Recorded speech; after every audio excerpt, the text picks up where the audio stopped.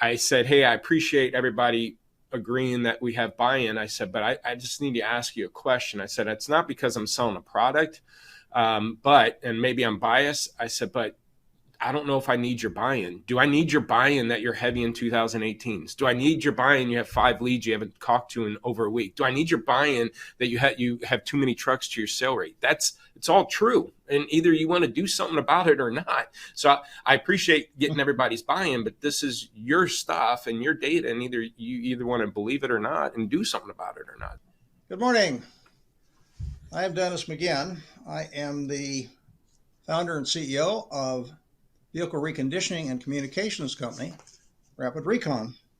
3 times a month at your place, we visit guests at their place of business to talk about interesting topics in the auto industry. Today, we're talking to Jasen Rice. Jasen is the president and founder of Lotpop, a very successful company that is a partner with Rapid Recon. But Jasen has built a very very unusual model where he has a lot of customers that rely on his advice and guidance on a regular basis to make the right decisions. Also, Jasen, I understand you have a new book that's just out now called WTF. I won't try and make any funny remarks about that. I'll let you do that on your own. But could you tell our audience a little bit about your book and what it's about, and then maybe we can dive into a little bit about how you work with your customers and what you see going on in the industry right now. So, sure, Jasen, over to you. Matter of fact, I'll grab it. It's work the facts. So WTF, and one of the things that we talk to dealerships about frequently is, controlling what they can control, and that's things that are happening on their lot. We kind of found our own little niche and what we call, I wouldn't say lot management, because I know a lot of the Rapid Recon type tools are considered as a lot management tool, but basically we want them to, figure out the holes and the issues that are happening on their lot. What is factual? Going back to work the facts. Examples would be if you have too many large pickup trucks to your current sale rate. That's factual. So those are, what do you want to do about it? Go take a look at your large pickup trucks and figure out which ones you want to approach. Maybe you have too many 2018s to your sale rate. Maybe your average investment went up and starting to slow down your sales, or your 31 to 45 age bucket. Those cars, you're not selling enough out of that age bucket. And if you don't do anything about it, those cars are going to bleed through and become 46 to 60. And so those are all factual things. And if you combine them, it makes it even more.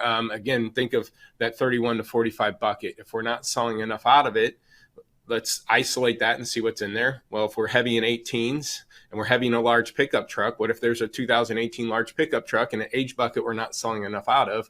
Then you take a look at that truck and you haven't changed the price in 2 weeks. You're not getting traction online. It's miley. Those are factual things that are happening on that vehicle, regardless of what's going on in the market, regardless on how the dealer down the street's pricing their vehicle, regardless of what wholesale says. Either you want to address those problems or you don't. And again, those are things you can control. So those are the things that we try to focus on with dealers is, hey, before we go dive into, competitive set, market data, wholesale information, let's figure out what's happening on your lot first, find the issues, then pivot to that information as far as market data, wholesale data, figure out what you want to do from there. Jasen, do you find that a lot of what you do is holding the mirror up to your customers with the addition of having insight into what's really going on in their lots? In other words, you got access to the information that they have, but they're not looking at it and the way you would look at it? Yeah, it's been almost 9 years. In September, it'll be 9 years that we've started the company. And, over the years, trying to figure out how finding the holes was the easy part. Again, if we're not selling enough out of the 31 to 45 age bucket, that's an obvious hole. A dealer can find that pretty easy through their inventory management tool by looking at sold reports and stuff. And we tend to look at the last 2 weeks of sale rate when I mention, maybe you're not selling enough compared to your current sale rate. We look at the last 2 weeks. And that was the easy part. The hard part was then if there's 40, 50 cars in that age bucket, trying to figure out what cars do I need to attack. And again, a lot of times we're going to look at some things like market data, like market day supply or price to market or last price change. But there's other elements, again, that we started digging into, like age and segment and price point, conversion percentages and we created a WTF score on each car. It's about 22 metrics. And a lot of them, again, 18 of those 22 are irregardless of what's happening anywhere else. And meaning, ROI, how they own the car, as far as, that's kind of not irrelevant, but it's irrelevant on what they maybe need to do to it comparably to the market. But things like the last time you changed the price, is it mileage or not? Are you heavy in the year, heavy in the segment, heavy in the price point, heavy in that make, maybe? Again, do you have any lead? Have you had any leads in the last 7 days? That would be a concern. Or maybe you do have leads that you haven't contacted in a while. That would be a concern. So we're looking at those elements, and yeah, again, it's their data. So it was funny. I did a presentation to a dealer group, and the dealer was there, and he wanted to make sure everybody had buy-in before they signed up with our services. And he went to each manager at the store, hey, do I got your buy-in? Do I have your buy-in? And, when I first started, we pushed a lot of our philosophies, meaning we wanted a dealer to carry 100, sell 100 or more. We wanted them to increase their fresh sale rate from 60 to 70% of their cars to sell fresh. And those are our philosophies. And some dealers didn't get it, or not that they didn't get it, but they would push back, or how we want to approach an inventory. It could be debatable on a particular truck if I think you should adjust your price. Anyways, he was asking everybody if we had buy-in, and I stepped back for a second. Again, once we started talking about work the facts and things over the years, I said, hey, I appreciate everybody agreeing that we have buy-in. I said, but I just need to ask you a question. I said, it's not because I'm selling a product, and maybe I'm biased. I said, but I don't know if I need your buy-in. Do I need your buy-in that you're heavy in 2018s? Do I need your buy-in you have 5 leads you haven't talked to in over a week? Do I need your buy-in that you have too many trucks to your sale rate? It's all true. And either you want to do something about it or not. So I appreciate getting everybody's buy-in, but this is your stuff and your data, and you want to believe it or not and do something about it or not. So yeah, it's kind of putting the mirror in their face and going, hey, this is what you look like. What do you want to do about it? Yeah, I get a lot of that. Mostly it comes from my wife, who seems like she knows more about what I'm supposed to be doing and even about this business than I do at certain times, which is really annoying, by the way, as you can imagine. And so a lot of people don't, this is just kind of an off comment, but not everybody wants a mirror held up in front of their face. They don't want to know where all their problems are, which kind of reminds me of how I get into this business too, which is that nobody really knew how long it was taking to get their cars reconditioned. And they'd been telling themselves it wasn't a problem for so long. They weren't anxious to face the music. So I'm sure you have that same situation. I've been there since the beginning, since you started your company, and you ran into a lot of those challenges as to, how do we have consistent, advice? How do we keep them listening, and how do we keep them doing things? And that's why we had to pivot to. That's why we had to pivot to work the facts. Because again, when we first start out, and it's part of our core values, is we push what we call first 30. I'm even wearing wristbands that say first 30 right here. If I can increase your gross profit by increasing the amount of cars you sell in the first 30 days. And that was our strategy, and it still is. But again, sometimes it became debatable. I would show them, hey, you're not selling enough out of your 16 to 30 bucket. We need to increase that. Your pricing went up. And we start picking up cars. Hey, here's a 20-day-old car. We think you need to adjust the pricing. And they would push back because, again, I think it's subjective. A lot of guys, that's got the right color. It's got the right miles, or it took 15 days to get it through service, and my photos just got done 5 days ago, so give me some time. So it was all debatable and subjective. And so we can argue, and I'm going, okay, guys, if you don't want to do it, then don't be surprised if your gross goes down because you're starting to bleed through. But when we started adding, like I said, the work, the facts part to it, when I had 22 different metrics, and I'm showing them, hey, okay, I get it. You just got the photos done yesterday, but you're heavy in this year, you're heavy in this segment, you're heavy in this price point, you haven't changed the price in 10 weeks, you don't have any leads, it's Miley, you know, you have 3 leads you haven't called in 2 days or whatever the case is. It was hard for them to object that part of it. Again, my philosophy on, hey, we need to get this car going, so it's the first 30, and this is just one of them you're priced too high on. They're going to say, well, no, I don't think I'm priced too high. But then when I throw the rest of that at them, it's kind of hard to debate it. Not that they won't, sure, or not that they, but again, this was just an added layer. If I'm going to attack your inventory, or if you need to attack your inventory, instead of being subjective about, the approach, and yeah, there's going to be certain cars, lifted trucks, right color, like equipment, diesel, heavy duties. Yeah. There's certain things that you're going to hold out on, but when you can list 15 things wrong with it out of 22, it's hard to argue that.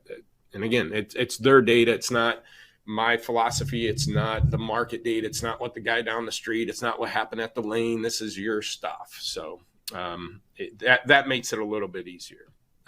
But to your point, hard pill to swallow sometimes. Yeah. And you've built a lot of personal relationships in this industry over the years. Jason, I see you on camera quite a bit and talking to the industry, and meaning they're listening.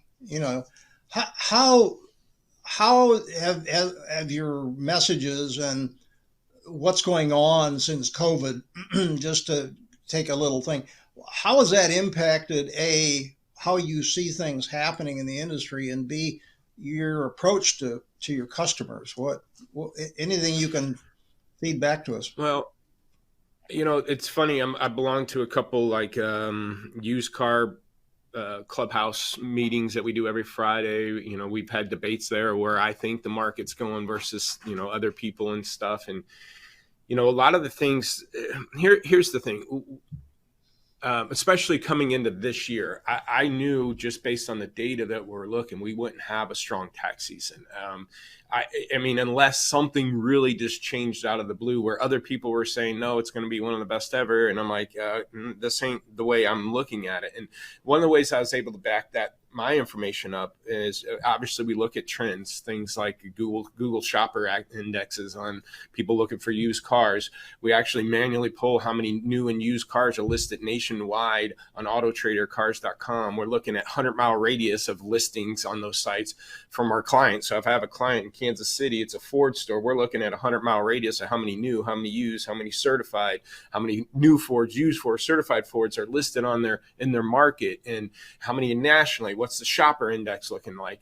And then looking at all of our dealers' sale rates. We look at all hundreds of dealers across the country. What percentage of their inventory are they selling comparably? And we look at that daily. We look at that weekly. We do. Our staff probably does about 20 to 30,000 retail price changes with our clients a month. So, for us to pull up a car, for us to start making adjustments and going from call to call, from account to account, from New York to Chicago to California to Highline stores to independents to Ford store, we start seeing patterns. We start seeing, 2018 Escapes are sitting everywhere, or, high mileage trucks are sitting everywhere. We're seeing this happening. So we got really good to me, it'd be really hard pressed to find anybody else as in tuned into the retail market as us, only because of the research we do and the hands-on price changes that we do with our clients. It's one thing to look at the data. It's another thing to actually roll up your sleeves and do the stuff with the dealers that, we do. And when we're that entrenched with it, again, I started seeing patterns. What we seen in shopper count going into this tax season was 20-30% lower than last tax season. When we start seeing dealers volume being 20% lower than last year going into this tax season, when I seen everybody's talking about a vehicle shortage, and I'm looking nationally, and as of today, there's over 100,000 more used cars listed on these AutoTrader and Cars.com sites than there were this time last year. There's 100,000 more used cars. So I'm going, hey guys, this don't make sense. I'm seeing shopper counts 20-30% below. Yeah. I'm seeing my dealer's volume below. I'm talking to them. They're saying the traffic's not here. I see more cars listed on these websites for less people to look at, So when we started digging, because what we try to project to dealers is, yeah, I'm looking at their last 2 weeks of sale rate. I'll try to times that by 2 to look at a 4-week sale rate or monthly sale rate. But what we pivot ourselves on is we try to make sure we're preparing you for the next 45, 60. We're preparing you forward. I'm looking at a 15-day-old car. I'm thinking 45 days from now, this thing's going to be 60. That's going to put me in the end of July. So what do I want to, and I don't want to own this car going into August. So what do I got to do now to position myself to get rid of it before July? So we're always trying to forward think for dealers. And in order to do that, again, we kind of make sure that not only what we've seen last year happening, going, okay, if we're in the same pattern, because we've been tracking these patterns for 8-9 years and they've been consistent year after year. And if I could see that, hey guys, it's looking lighter than last year, and last year, because one of the numbers right now is I see last year's volume, my July 15th is one of the lowest for the year.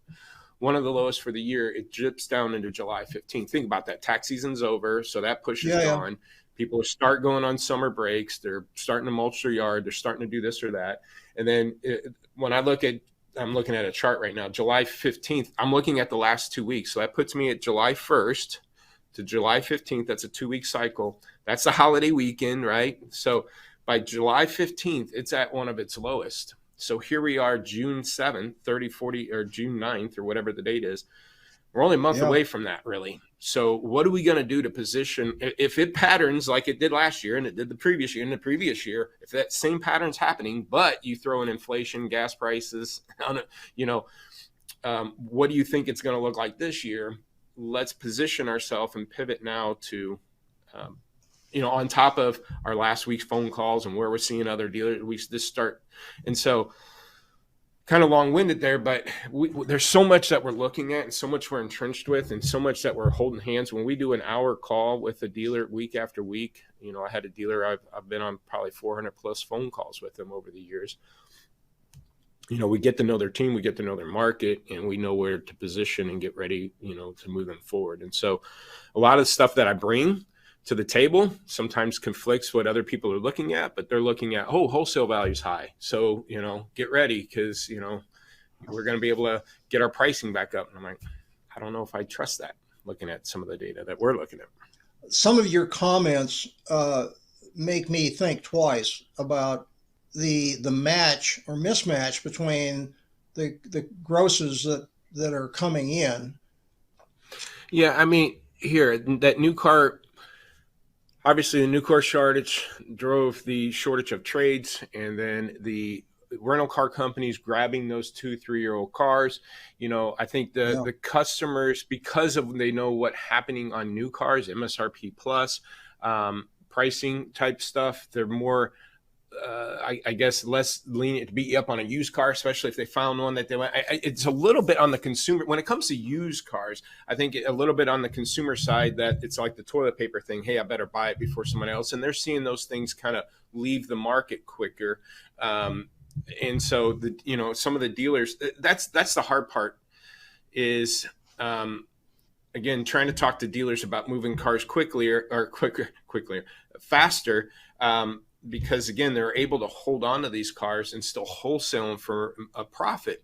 And so it assumes that the market's strong because wholesale's big and there's a shortage of cars running through the lane. But again, I don't have the data, but when you add up all those things I just mentioned, of course, there's a shortage of cars at the lane and they're going for premium money because there's less cars going. So whoever's there bidding has to outbid each other. And then they think they can turn around and sell it for what they just bought it for. And that's not going to be the case.